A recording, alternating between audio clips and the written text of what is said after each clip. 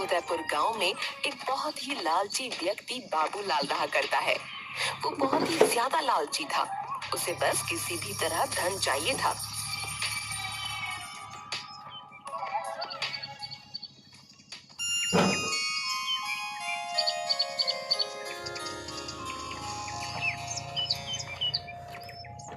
एक दिन गांव के कुछ लोग आपस में बात कर रहे होते हैं।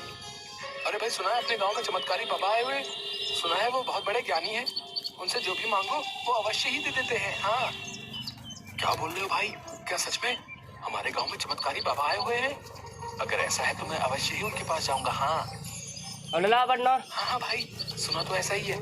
चलो कल सुबह चलकर देखेंगे। मुझे तो काफी कुछ मांगना है चमत्कारी बाबा से। हाँ, उन दोनों की ये बातें बाबूलाल सुन रहा होता है। क्या सच में चमत्कारी बाबा हमारे गांव में आए हैं? अगर ऐसा है तो मैं जरूर जाऊंगा, और वो भी लोगों से पहले। मेरी तो वैसे भी बहुत सारी इच्छाएं हैं। हाँ,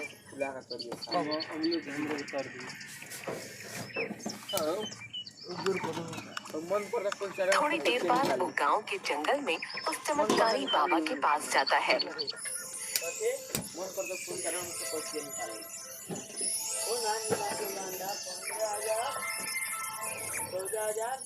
वो चमत्कारी बाबा एक पेड़ के नीचे बैठे ओम का उच्चारण कर रहे थे।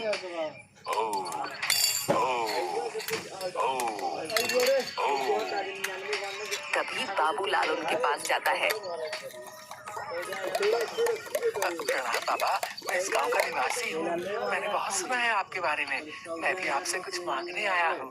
मुझे यकीन है कि आप अपनी शक्ति से मेरी इच्छा अवश्य पूरी करेंगे। हाँ हाँ हाँ, क्यों नहीं बेटा। हमने 100 वर्षों के तप के बाद जो शक्तियाँ पाई हैं, हम उनकी सहायता से तुम्हारी सहायता अवश्य करेंगे। बताओ तुम्हें क्या चाहिए? बाबा, मैं तो बस आपकी सेवा भाव से आया हूँ।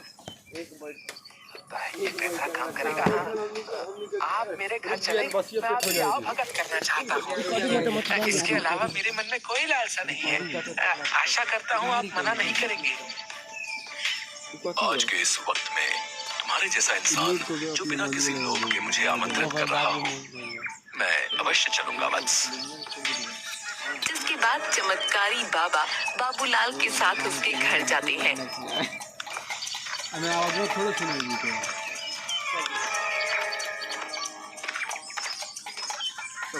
अरे भाग्यवान, देखो हमारे घर चमत्कारी बाबा आए हैं। तुम जल्दी से इनके भोजन की व्यवस्था करो। क्या सच में? मैंने बाबा के बारे में गांव वालों से बहुत सुना है। हाँ, आप सभी की इच्छा पूरी करते हैं बाबा। हम तो धन्य हो गए जी। मैं भी बाबा के लिए भोजन लेकर आती हूँ। हाँ। जिसके बाद चमत्कारी बाबा के सामने भोजन की थालियां सज जाती हैं और बाबा पेट भरकर भोजन करते हैं। अरे वाह वाह बेटा, ये इतना स्वादिष्ट भोजन खाकर तो मेरी आत्मा ही संतुष्ट हो गई। वाह, मैं बहुत खुश हुआ। बोल बच्चा। अरे बाबा, जल्दी से कुछ मांगने को कहो ना। मेरी सांसें सूख रही हैं। इतना तो हम किसी को नहीं खिलाते जितना तू एक बार में ठूस गया। अरे बाबा, ये तो हमारा सौभाग्य है कि आप हमारे अतिथि बनकर पधारे। वत्स, मैं तुम्हें कुछ देना चाहता हूँ। अरे बाबा की जय हो। अरे जय हो बाबा की। आप इतनी श्रद्धा से बोल रहे हो तो हमें बहुत सारा धन चाहिए बाबा, बहुत सारा। इतना कि मुझे जीवन में धन की कभी कोई कमी ही महसूस ना हो। हाँ। बेटा, तुम्हारी ये इच्छा अवश्य ही पूरी होगी। तभी बाबा उसे 4 मिट्टी के दिए देते हैं।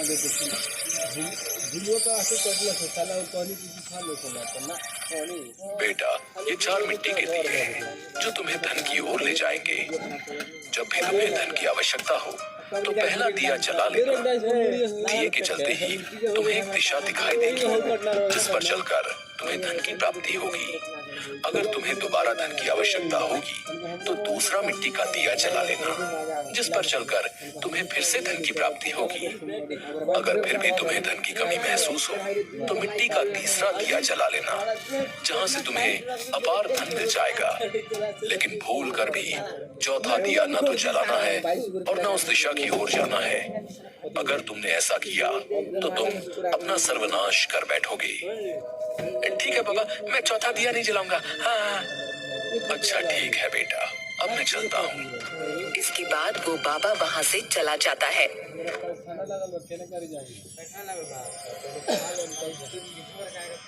देखो भाग्यवान, अब मैं धन की तलाश में जा रहा हूँ और खूब सारा धन लेकर ही लौटूंगा। हाँ, फिर देखना हम इस गांव में सबसे अमीर हो जाएंगे। इतना धन होगा कि जीवन भर आराम से जीवन बिताएंगे। हाँ। नहीं नहीं, मुझे कुछ ठीक नहीं लग रहा जी। आप मत जाइए, हमारे पास जितना है उतना ही काफी है जी। आखिर इतने धन का आप क्या करेंगे? अरे भाग्यवान, तुम मूर्ख हो मूर्ख है। आखिर धन से बढ़कर भी कोई और वस्तु है क्या इस संसार में? अरे तुम चुप करो, है? मैं जा रहा हूँ और अब तो धनवान होकर ही वापस लौटूंगा।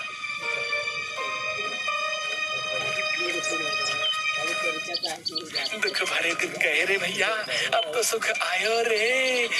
जय हो बाबा की जय हो। कितना दिमाग है मुझ में, कैसे दो चिकनी चुपड़ी बातें करके बाबा से धनवान होने की युक्ति पाली मैंने। वाह रे बाबूलाल वाह, बड़ा बुद्धिमान है रे तू। बाबूलाल वहाँ से एक जंगल की ओर चला जाता है और बाबा का दिया हुआ पहला दिया जला देता है। पहला दिया जलाते ही उसे एक रास्ता दिखाई देता है। अरे वाह, ये रहा वो रास्ता जो बाबा ने बताया था। वो उस रास्ते पर चलने लगता है। थोड़ी दूरी पर चलते ही उसे एक बूढ़ी अम्मा दिखाई पड़ती है जो बहुत ही ज्यादा रो रही होती है। अरे क्या बात है, यहाँ अम्मा रो क्यों रही है और मेरा धन कहाँ है? इस बुढ़िया से बात करके देखता हूँ। अरे अम्मा, इस जंगल में तुम अकेली और रो क्यों रही हो? अरे बेटा, मेरी उम्र पूरी हो चुकी है, अब मैं मरने वाली हूँ, लेकिन मेरा इस दुनिया में कोई भी नहीं है, इसलिए मैं रो रही हूँ।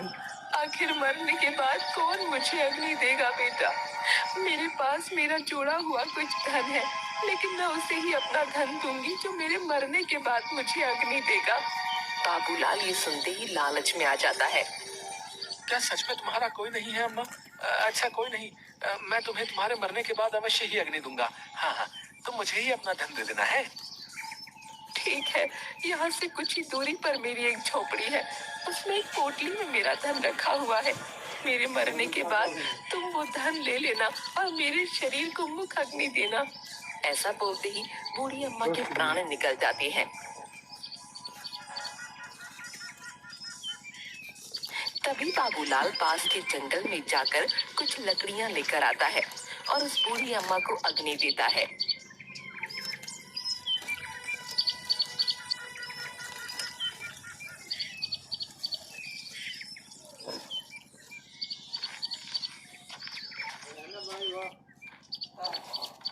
जिसके बाद वो उसकी झोपड़ी में जाता है और उसे वो धन से भरी पोटली मिलती है। उसे देखते ही बाबूलाल खुश हो जाता है।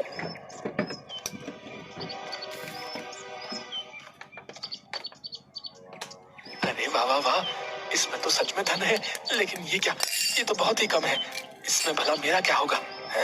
खैर, अब इसे भी रख ही लेता हूँ। हाँ, धन कितना भी क्यों ना हो, छोड़ना अच्छा नहीं है। हाँ।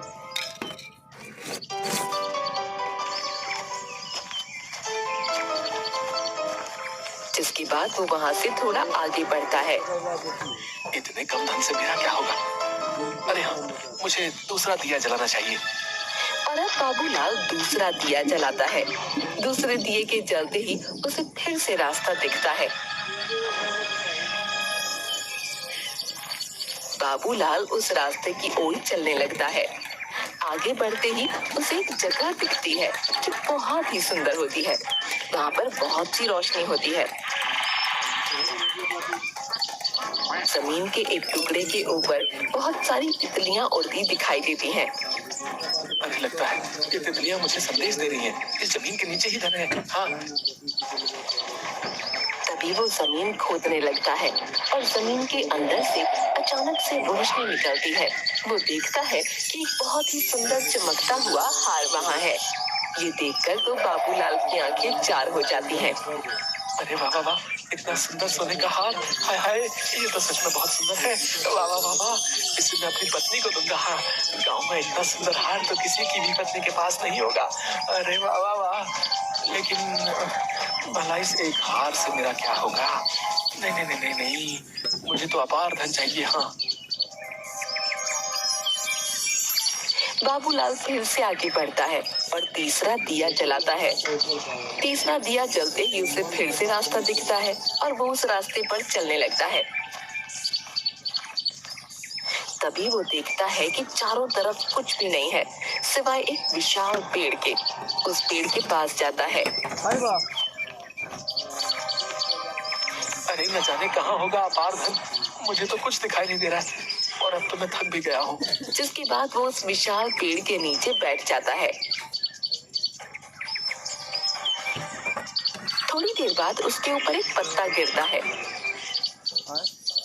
जैसे ही वो ऊपर देखता है उसे एक घड़ा जो बहुत चमक रहा होता है पेड़ की टहनी पर लटका दिखाई देता है।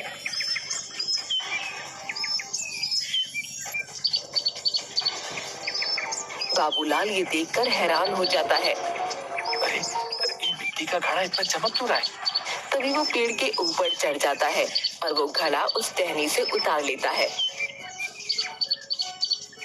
जैसे ही वो घड़े को देखता है उसकी आंखें खुली रह जाती हैं। उस घड़े में खूब सारे सोने चांदी के सिक्के होते हैं। अरे वाह वाह वाह, इतना सारा सोना चांदी। हाँ वाकई ये तो बहुत सारा धन है। हाँ, अब लगता है कि मेरे हाथ कुछ धन आया है। हाँ, लेकिन नहीं, ये भी मेरे लिए अपार धन नहीं है। लगता है चमत्कारी बाबा ने मुझे चौथा रास्ता इसलिए नहीं बताया क्योंकि वो खुद ही उस अपार धन को प्राप्त करना चाहता होगा। लेकिन नहीं, मैं ऐसा नहीं होने दूंगा। हाँ, वो अपार धन तो मेरा ही होगा। हाँ, मैं चौथे दिए को जलाकर उस चौथे रास्ते पर अवश्य ही जाऊंगा। हाँ। तभी वो चौथा दिया जलाता है और चौथे रास्ते की तरफ चलने लगता है। थोड़ी दूर चलते ही वो देखता है कि वो एक बहुत ही सुंदर महल के पास पहुंच गया है जो बहुत ही आलीशान है। अरे बाबा, इतना सुंदर महल, ये कितना सुंदर है। लगता है अपार धन मुझे यही मिलेगा। हाँ। बाबूलाल उस महल के अंदर जाता है। वो देखता है कि एक बहुत ही बूढ़ा व्यक्ति चक्की चला रहा होता है और उसके आसपास अपार धन पड़ा है। इतना धन देखकर वो खुश हो जाता है। वाह वाह वाह, इतना धन तो मेरे लिए अपार होगा। हाँ, लगता है ये मेरे लिए है। हाँ हाँ हाँ। आओ आओ बेटा, मैं जानता हूँ तुम यहाँ इस अपार धन की तलाश में आए हो। ये सारा धन तुम्हारा ही है, लेकिन तुम्हें और धन भी मिल सकता है। क्या तुम और धन चाहते हो? क्या कहा? और धन है क्या? सच में मुझे इससे भी अधिक धन मिल सकता है? मुझे तो बहुत सारा अपार धन चाहिए। हाँ हाँ, मैं संसार में सबसे अधिक धनी होना चाहता हूँ। हाँ हाँ। अच्छा तो ठीक है, अगर तुम और भी ज्यादा धन पाना चाहते हो तो उसमें तुम्हारी मदद ये चक्की ही करेगी। हाँ, ये जादुई चक्की है, तुम जितना इसे चलाओगे उतना ही धन तुम्हारे पास आता जाएगा। ये सुनकर बाबूलाल खुश हो जाता है और चक्की जो वो बूढ़ा आदमी चला रहा होता है उसे चलाने लगता है। ऐसे देखते ही देखते वहाँ अपार धन का ढेर लग जाता है और बाबूलाल चक्की चलाते चलाते थक जाता है। थोड़ी देर बाद अब बस, अब और नहीं, अब और ये चक्की नहीं चला सकता मैं। मुझे इतना ही धन पर्याप्त है। लेकिन जैसे ही वो चक्की को छोड़ना चाहता है चक्की उसे नहीं छोड़ने देती।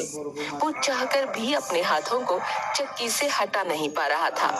अरे ये क्या हो रहा है मेरे साथ? आखिर मेरे हाथ क्यों इस जादुई चक्की को नहीं छोड़ पा रहे? बेटा, ये सब तुम्हारे ही अपार धन के लालच की देन है। मैंने भी तुम्हारी ही तरह उस चमत्कारी बाबा का चौथा दिया जलाया था और यहाँ और अधिक धन के लालच में आ गया था। बाबा के मना करने के बाद भी जो यहाँ आता है वो यहाँ से नहीं जा पाता है। वो सदैव के लिए इसी अपार धन के बीच रह जाता है। बाबूलाल ये सुनकर हैरान हो जाता है। ये आप क्या बोल रहे हैं? ये क्या बोल रहे हैं आप? नहीं नहीं नहीं नहीं, ऐसा नहीं हो सकता। ये सच है बेटा। अब तुम यहाँ से तभी जा सकते हो जब कोई तुम्हारी तरह ही लालची इंसान अपार धन पाने के लालच में यहाँ इस महल में आ जाए। और अगर कोई नहीं आया तो तुम्हें यही इस चक्की को चलाते रहना होगा।